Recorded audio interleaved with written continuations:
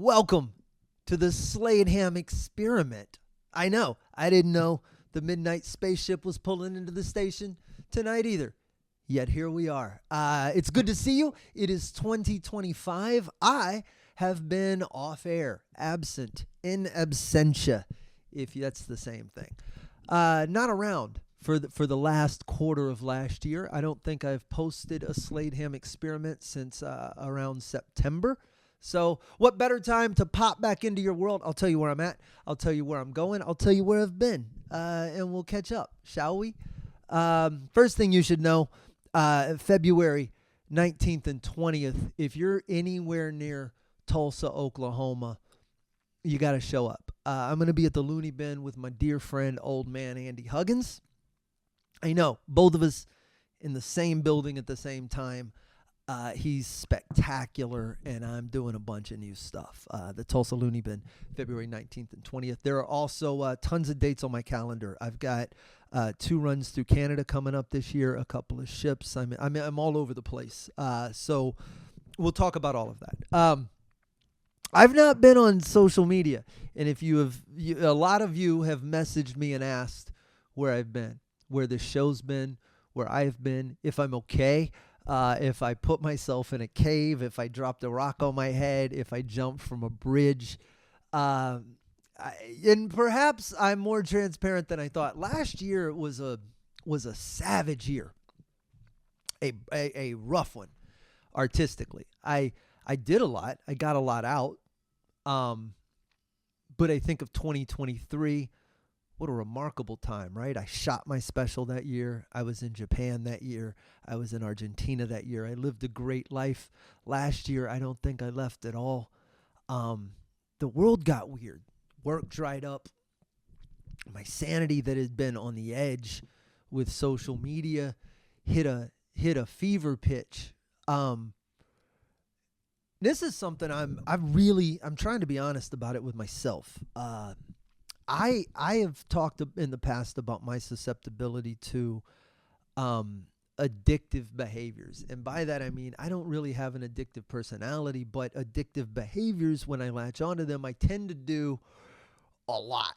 And when I say I'm not addictive, or I don't have a real addictive personality, I mean, I can toggle things on and off with relative ease. I recognize that a lot of my actions are purely environmental. And it's, if I want to control my actions, I have to manipulate my environment, not my actions, because those are often not as much in your control as you think they are. That's the truth of it. Social media exemplifies that to me, right? If I think about my heaviest drinking days, the days when I was smoking 3 packs a day, the days when I was engaging in extreme behavior all the time, it was because, well, I was in bars 6 or 7 nights a week, or clubs 6 or 7 nights a week, or places where you could smoke or drink 6 or 7 nights a week. And then I wondered why my behavior followed suit. And then when the pandemic hit us all square on the nose like a bomb, my behavior changed, and then my activities changed, and then my actions changed. So when it comes to things like social media, I am wildly susceptible to the, what is it? Is it the fear of missing out? FOMO, is that what it's called? That comes with Instagram. We'll just use that for instance. I guess you could pick any platform. But I set myself to notice, like I intentionally made an effort to notice the endless scroll, to catch myself when I did it. You can put blockers on your phone. You can do all this. You'll find ways around it. The only way to really tell is to just track what you do. How many times today was I flipping? And with no memory of what I was seeing, not ingesting it, not taking it in. I've talked about this, right? Your effort is so much better spent educating yourself and learning about the things you're trying to accomplish. So when I catch myself in that endless scroll, it's a trigger to me that I am wasting time that could be spent better elsewhere. And when I'm in that endless scroll, even me, my life is honest to God extraordinary on every front right now. My personal life is singing.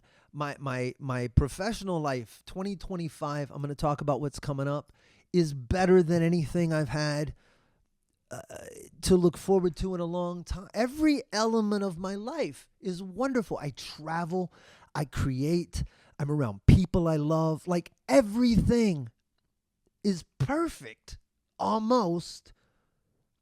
Yet I'm having a sensation of missing out and failure in comparison to this endless stream. That's insane to me. So what did I do? I pulled myself out of that. I don't mind. When it comes to, I don't mind if the trade-off that comes with certain things in life, right? All right, the only way for me to get this is you're gonna bend me over. You're gonna get your pound of flesh, right? When I know there's a cost to something, I just pay it. This is what has worked for me. In the last 4 months, when did I start? September, October, November, December, January. 5 months. I've rewritten the book. We know where I was. I was very candid about when I started in July or so. July to September, I got a lot of writing done. But it was the brain dumpy writing part. If you're a writer, listen to this. You have to get everything out on the table.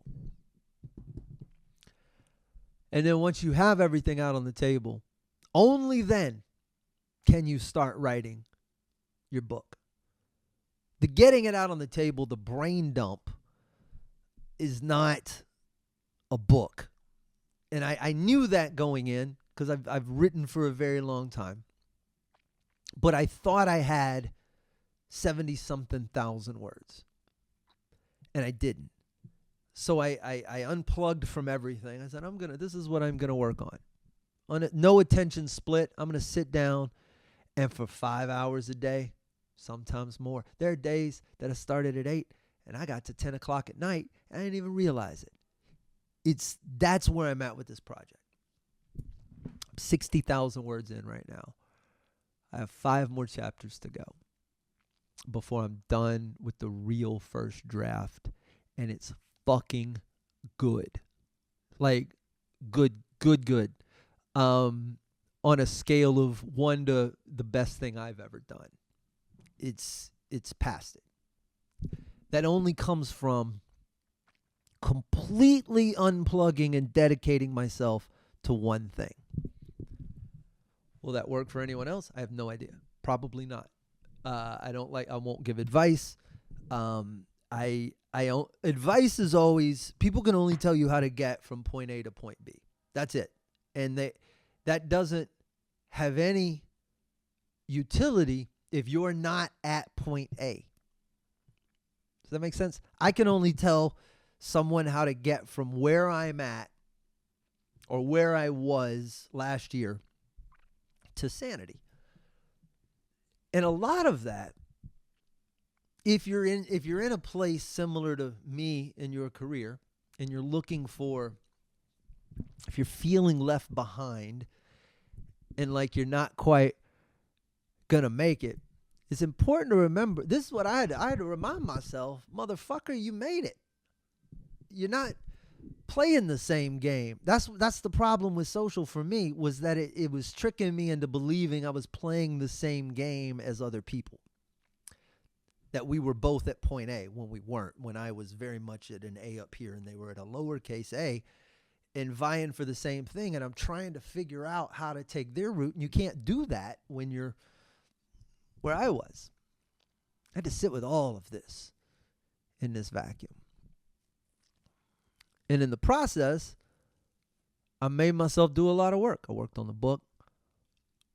November 15th, later this year, I'll be taping my new special. Date's already locked in, secured. Crew is put together. Like, I'm ahead of the curve on all of this. I'm making a new special. I will land a publisher for the book.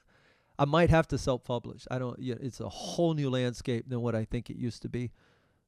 But I'm fairly confident that may or may not happen this year. There will be some opportunities for you guys. I'll do some small, probably Kickstarter based stuff, maybe something on Patreon. You'll be able to beta read the book. You'll be able to participate in the special. Go to my mailing list. That'll get you everywhere. Just put that in. And I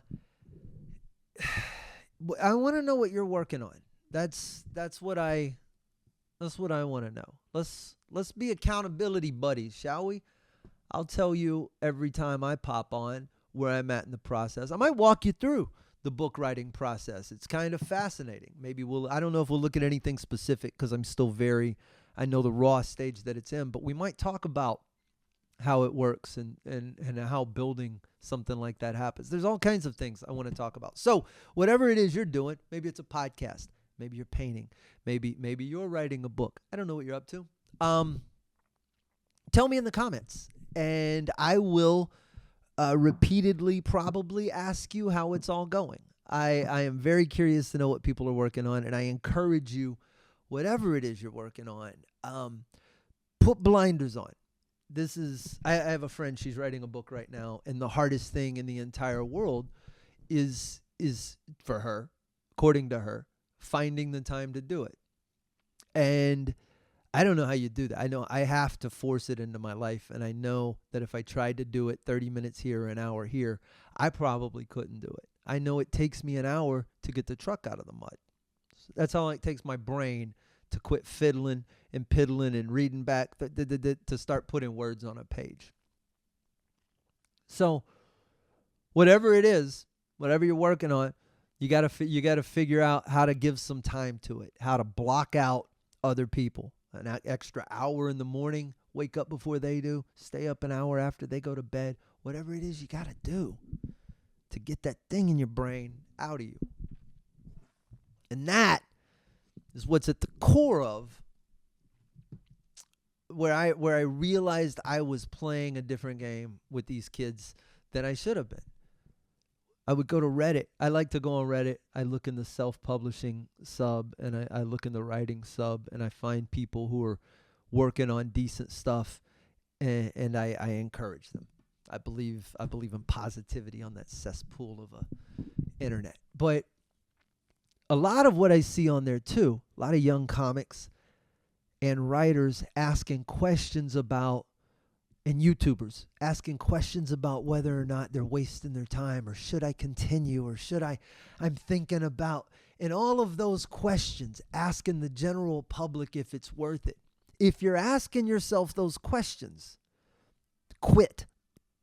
Not quit asking the questions, quit the thing you're asking the question about.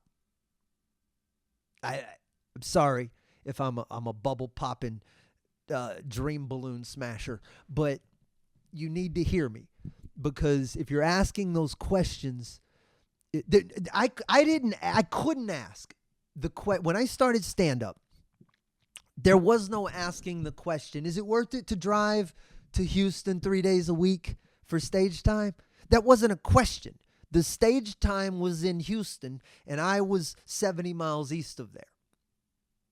The question was not, is it, or what? The question was how. So that's all.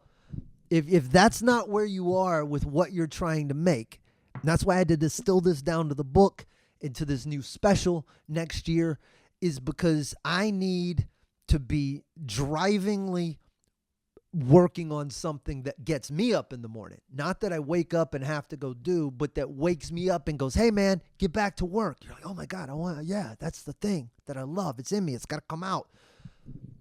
That's the difference between what I'm working on and where I'm at and where I've gotten to with myself versus what I feel like the whole industry is right now, which is just this flood of new, it's a different game. And now that my head's wrapped around it, it's almost liberating to be as not part of that as I am right now. To not be tethered to my phone, to not be any of the things that I put through the 80-20 analysis last year and just cut out. Some things didn't make it. My efforts, if I'm putting 80% in and getting 20% out, gotta go. So that's where I'm at now. I'm doing this thing and these things that drive me. I don't feel like my energy is wasted. I feel like I have streamlined so much of my life into just what I want it to be, and I'm excited. To see how it all comes out next year. I've got international travel on the books. I'm going to be in Croatia and Slovenia. I've got like all of the things that last year were missing. I intentionally sat down and did an inventory of how would I put this? Of what I didn't experience last year that I missed, right? And also of what I did experience last year that I didn't want to experience again this year.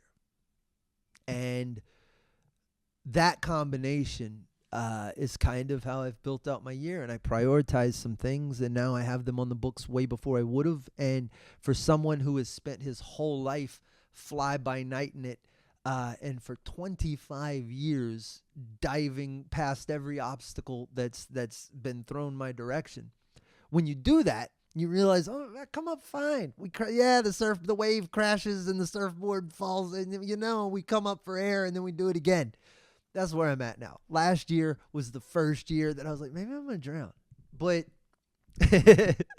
we are at a wonderful place, and I am grateful to all of you who have reached out, and there are some people that down the line. I put out an APB at one point last year when I thought the helicopter was coming out of the air, and a couple of people came through in spades, and I will be forever in their debt for some of the work that came from it and for some of the connections I made because of them, and it's up here.